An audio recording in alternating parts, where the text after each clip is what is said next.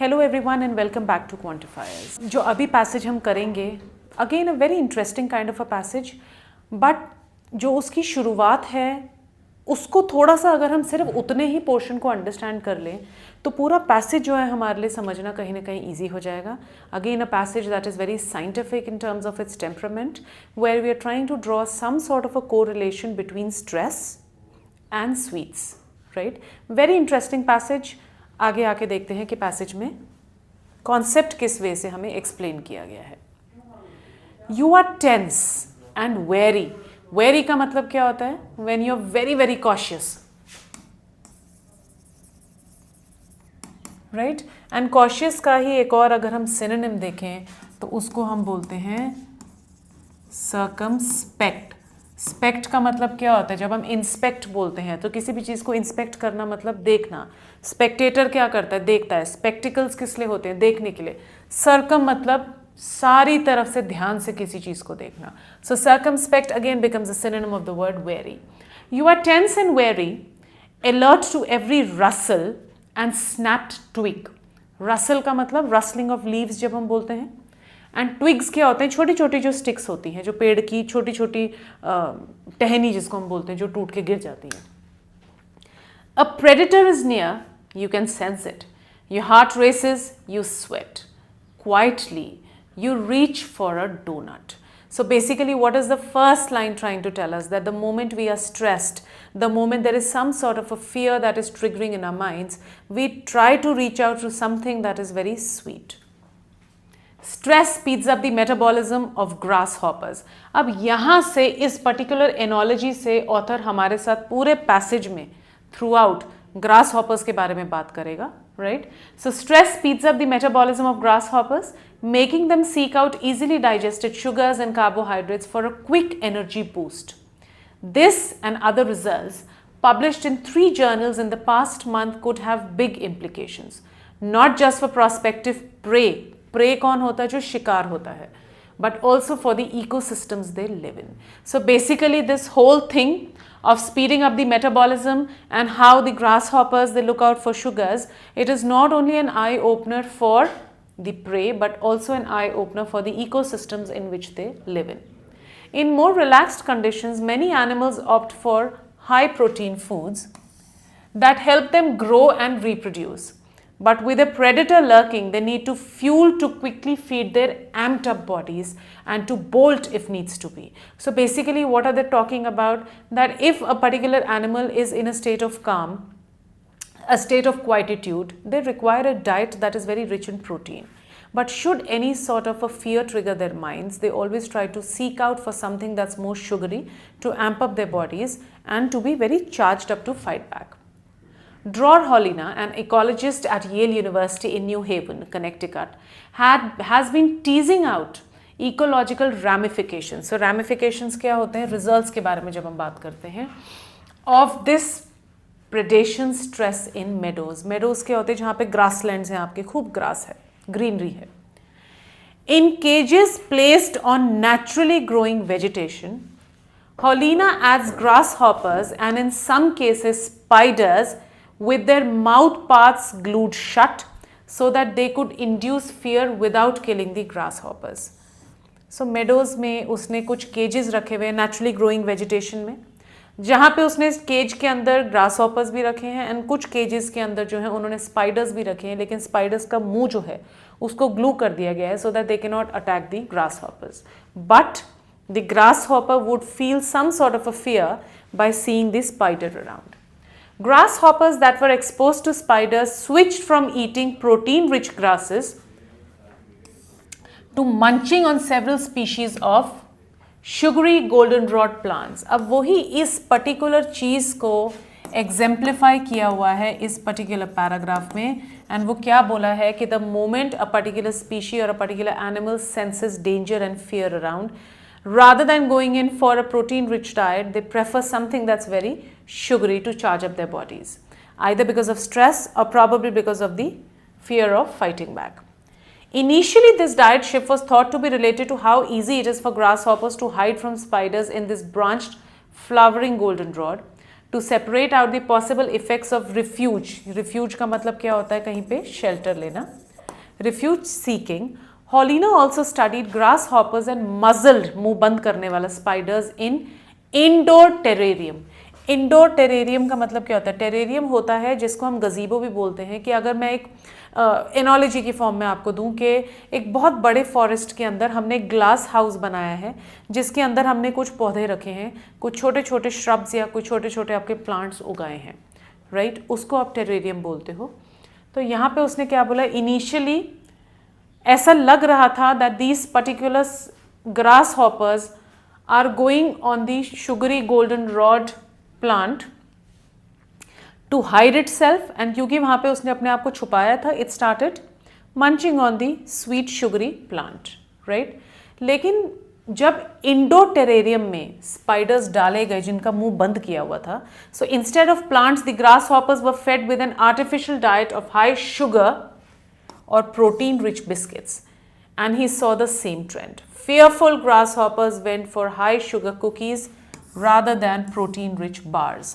तो ये भी चीज़ क्या, जब टेरेरियम के अंदर भी आपने ग्रास हॉपर्स रखे एंड मजल्ड यानी कि जिनका मुंह बंद किया हुआ था वो वाले स्पाइडर्स रखे, तब भी ग्रास हॉपर ने वही सिमिलर ट्रेंड दिखाया that they preferred to consume sugary rich diets over something that was very high in protein. So sugary rich bars उन्होंने खाए, कुकीज खाए over protein bars. All that sugary food means that the stressed out insects are ingesting foods richer in carbon and poorer in nitrogen than their calmer protein pumping cousins. Meanwhile, their bodies are breaking down proteins to make even more glucose. The result is a body that is made of significantly more carbon and less nitrogen. तो इसका मतलब क्या है कि जितना आप sugary rich food खा रहे हो तो यानी कि कार्बन आपका ज़्यादा है एंड नाइट्रोजन जो है कम है, and that makes and this makes poor fertilizer when it dies and rots. Now they are adding on a new dimension. New dimension क्या है कि जब बॉडी उनकी डीकम्पोज होती है, कुछ भी होती है, so they are not adding more to the fertiliser.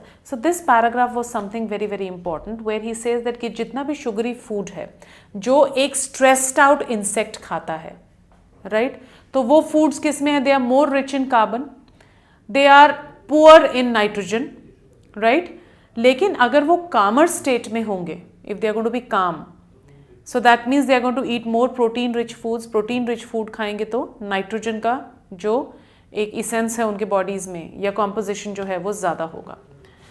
And when they are breaking down the protein to make even more glucose, तो उसकी वजह से क्या होता है कि मोर कार्बन है, लेस नाइट्रोजन है, and when they perish, so they basically do not turn into fertiliser when they are perishing और when they are rotting. Hawlena thinks, तभी उसने ये बोला था कि इकोसिस्टम पे भी जो है इसका क्या इफेक्ट पड़ता है. Hawlena thinks that the ecosystem is likely to be changed in two ways by frightened grasshoppers. First, they eat more goldenrod and less grass, changing the ratio of these species in the landscape. Second, the soil is receiving less nitrogen, potentially influencing what we can grow there. Now see how beautifully the author has made up the passage.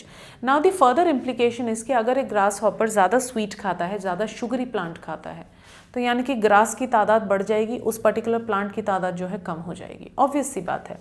लेकिन उसके आगे उन्होंने क्या बोला है कि secondly, when they die, because they have consumed a lot of sugar, so they are going to be carbon rich and they are going to be less in nitrogen.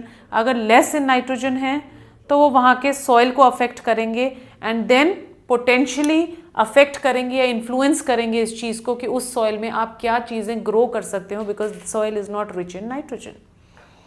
In ongoing experiments, Holina is getting intriguing results by looking at different kinds of soil bacteria that thrive on stressed or unstressed grasshopper corpses. Corpse क्या होता है? When you're talking about the dead body. He expects to see a similar story in the bodies of most other animals.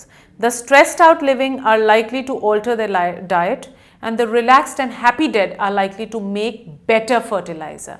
And why they make better fertilizers? Because they are rich in nitrogen.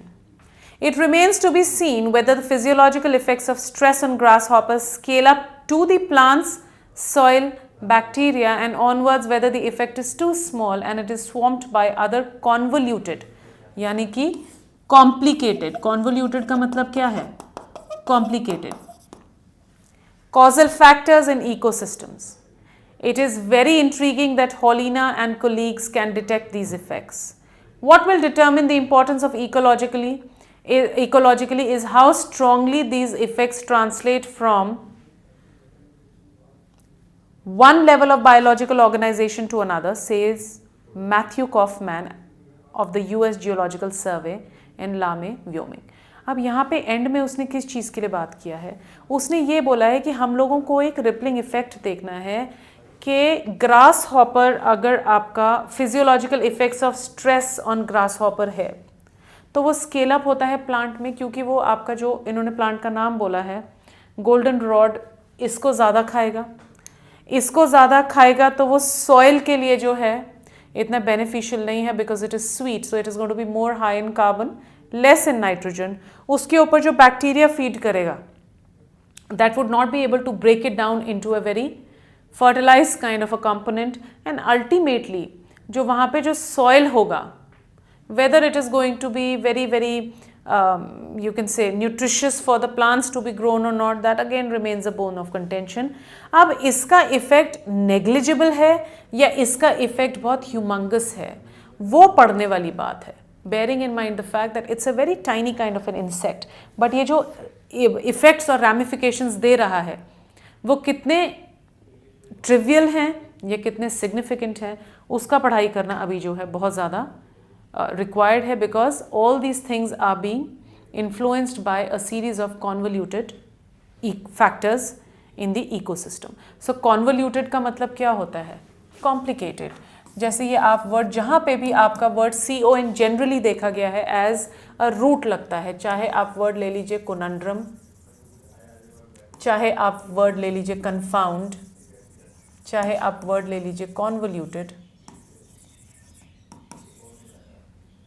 Right मैंने ये नहीं बोला always, मैंने ये बोला है generally देखा गया है कि ये तीनों वर्ड्स जो है ना, आपका हो गया conundrum, confound, convoluted. सो कौन कहीं ना कहीं एक इम्प्लीकेशन के साथ आता है जिसका मतलब होता है किसी को कंफ्यूज करना, ठीक.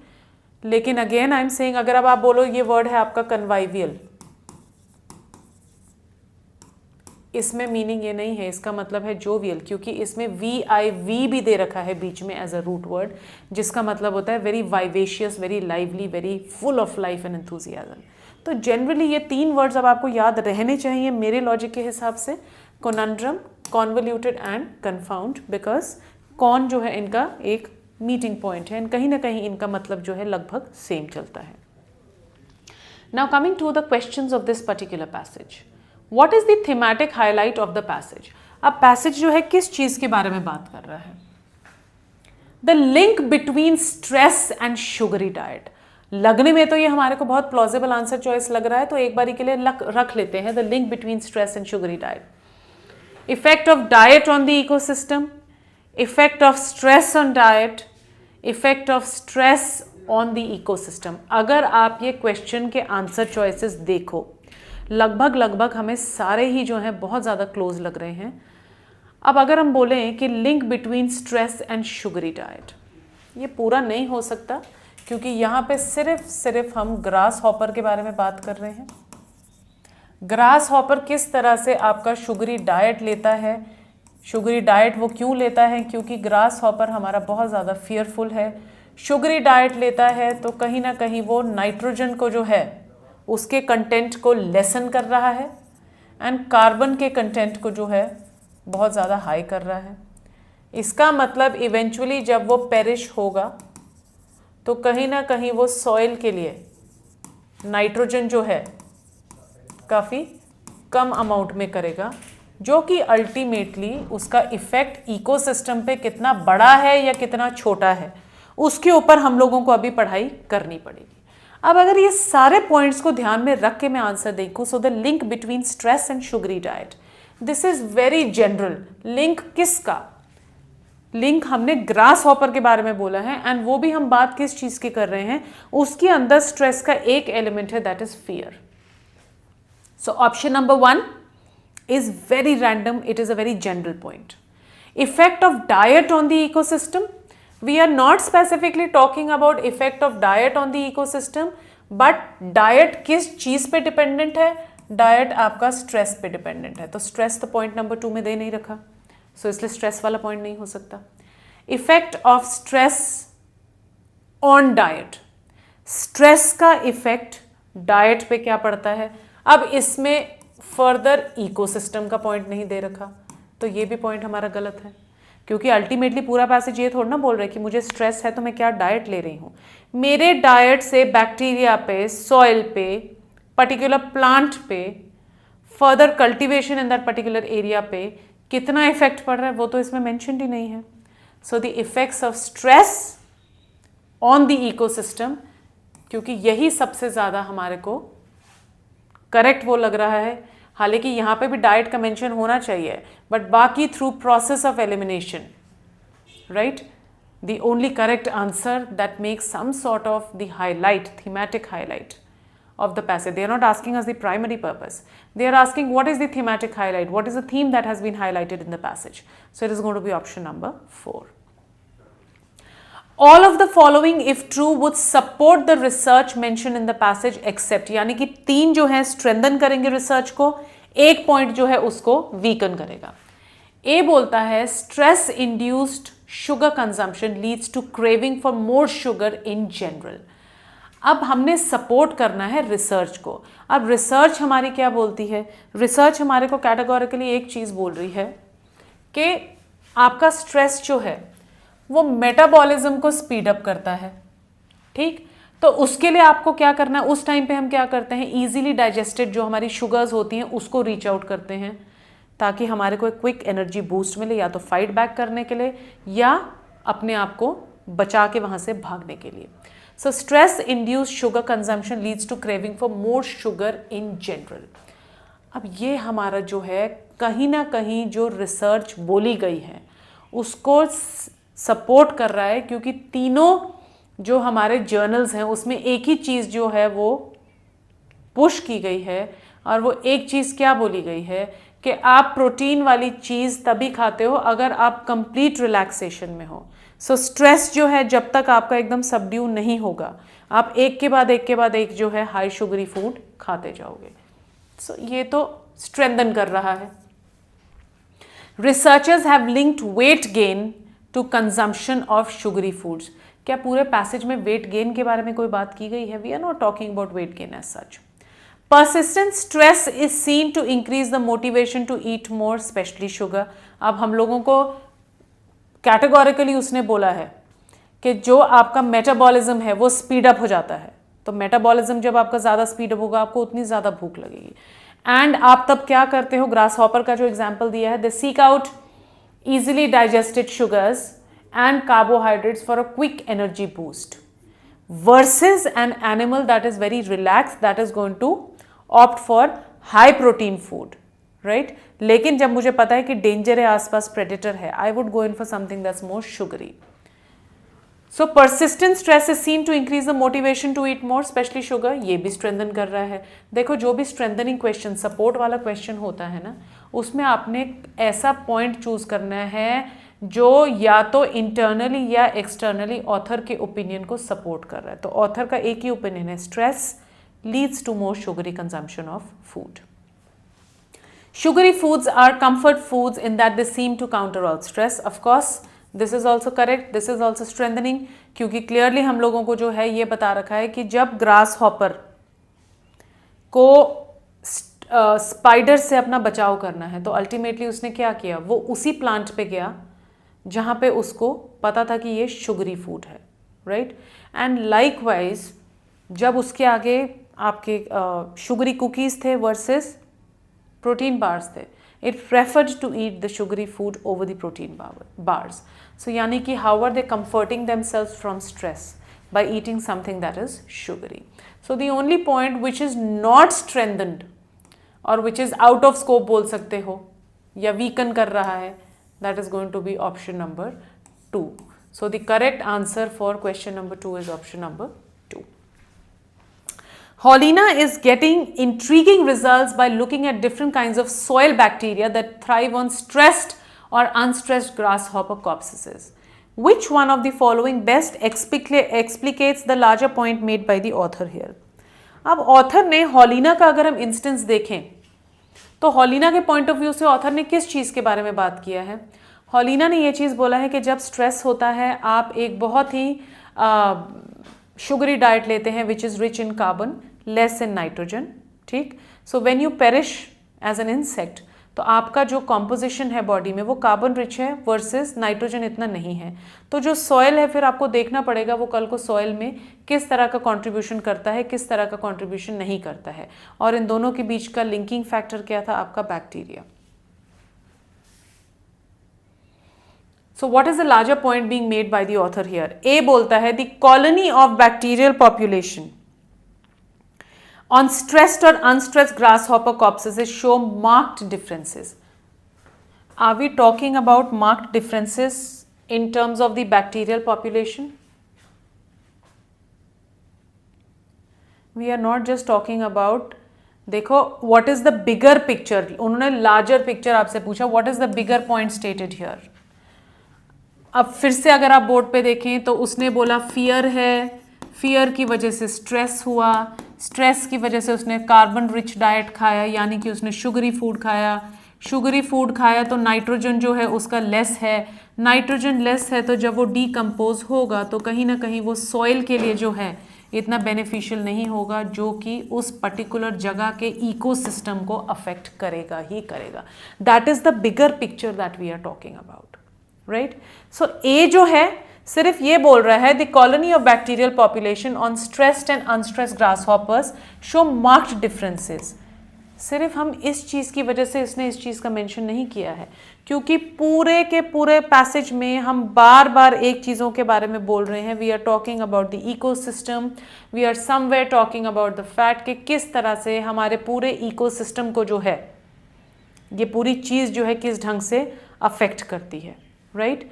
क्योंकि फिर उसने आगे आपको यही बता रखा है, जितने भी उसने एक्सपेरिमेंट्स किए हैं उन्होंने बोला है कि हमने ये देखना है कि भाई क्या इसी फैक्टर से इकोसिस्टम अफेक्ट होता है या और कोई कॉन्वोल्यूटेड फैक्टर्स भी हैं। सो पूरा आपका इकोसिस्टम उस जगह का जो है अफेक्ट होगा।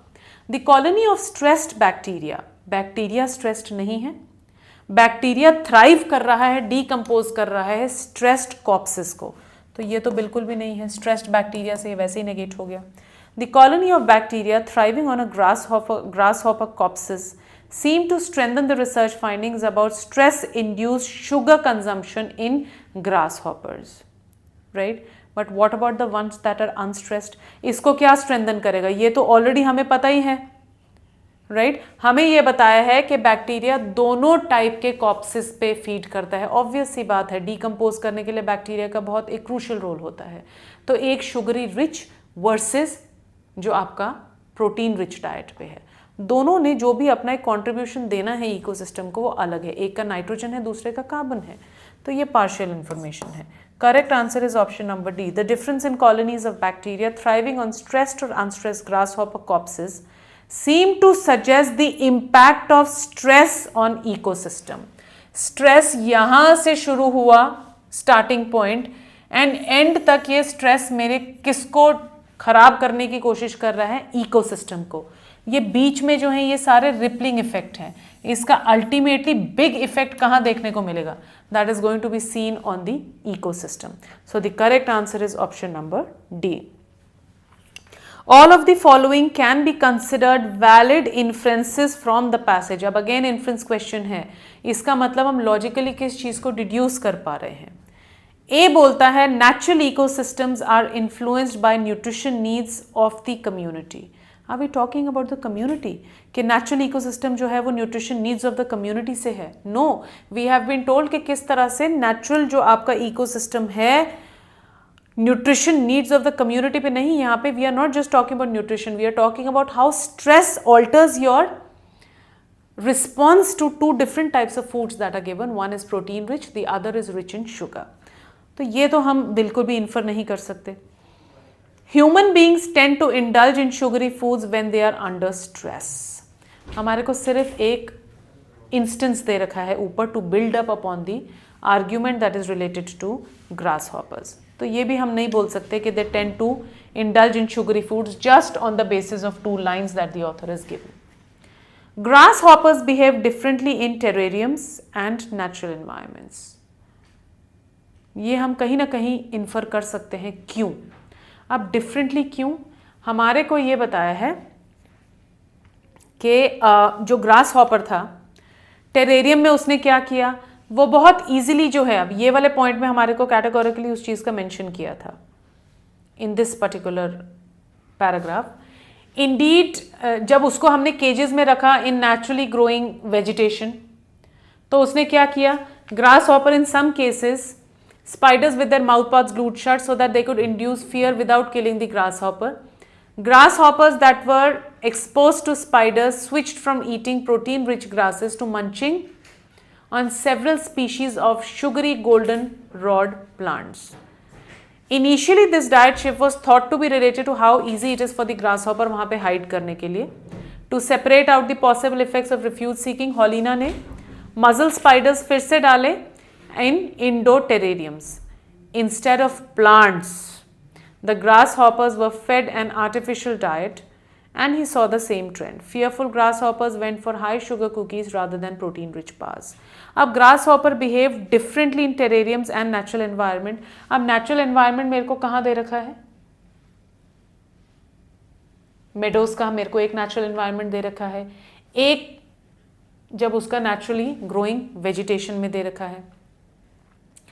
सो बेसिकली अगर मैं पैराग्राफ नंबर 3 में देखूं जहां पे दे रखा है इन मोर रिलैक्स कंडीशंस, मैंने ये जो दे रखा है, and Dror Hawlena an ecologist at Yale University New Haven Connecticut has been teasing out ecological ramifications of this predation stress in meadows. तो how did they behave differently. एक में तो है ग्रास हॉपर जो है आपका डिफरेंटली एज इन हो सकता है वो कैमोफ्लाज लेने के लिए, छुपने के लिए जो है वो शुगरी गोल्डन रॉड में चला गया हो. एंड नेचुरल एनवायरनमेंट में वो क्या करता है, नेचुरल एनवायरनमेंट में ऑब्वियसली जो ये सवाना का इन्होंने मेंशन आपको दे रखा है, ये क्या करेगा, it is going to take some sort of a refuge there and it is obviously going to go in for a quick energy boost by consuming something that is easily digested. So basically अगर हम option number 3 देखें, दे behave differently कैसे, उसके लिए easy था एक terrarium में और एक नेचुरल एनवायरनमेंट में, दोनों में अगर हम देखें शुगर को कंज्यूम करना, लेकिन क्योंकि एक नेचुरल एनवायरनमेंट था, नेचुरल एनवायरनमेंट में उसका मेटाबॉलिज्म स्पीड अप हुआ एंड उसने अपनी एनर्जी को भी एम्प अप किया.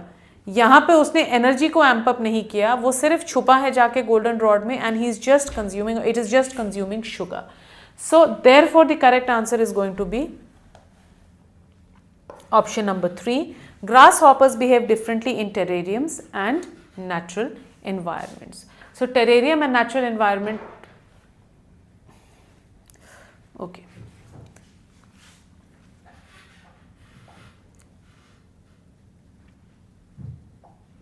Coming to question number 4.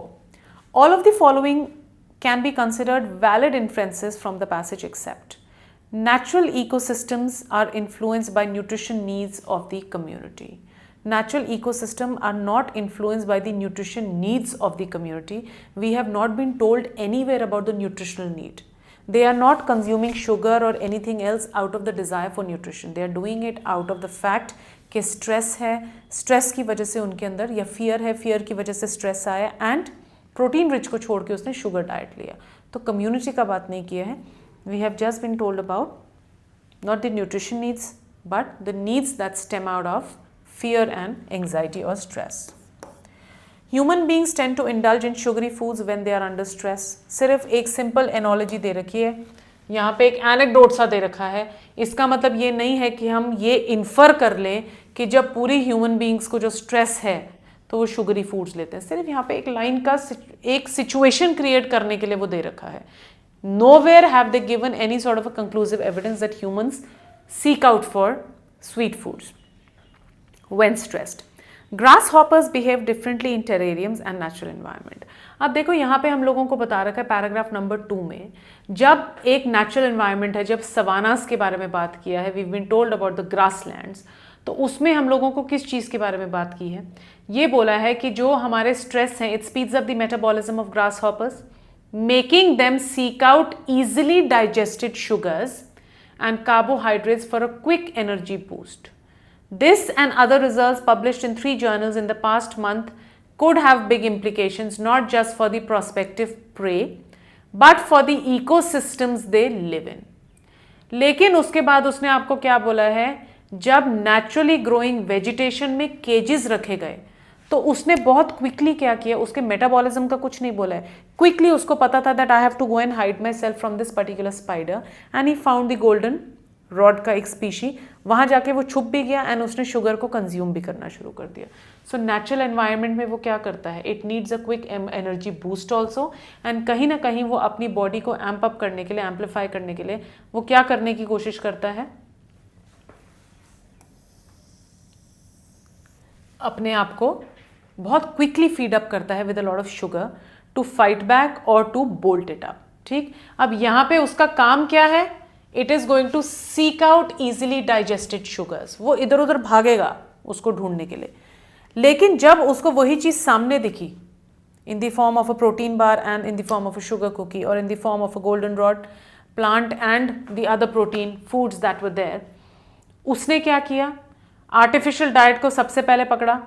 And this diet shift was thought to be related to how easy it is for grasshoppers to hide in the spiders, hide from the spiders in the branch and flowering golden rod. तो उसकी वजह से क्या हुआ, यहाँ पे उसका पहला इंस्टिंक्ट क्या था कि आउट ऑफ फियर उसने क्या किया, ग्रास हॉपर ने जो है सबसे पहले it started munching on several species of sugary golden rod. तो उसने डायरेक्टली यहाँ पे मंच करना शुरू कर दिया.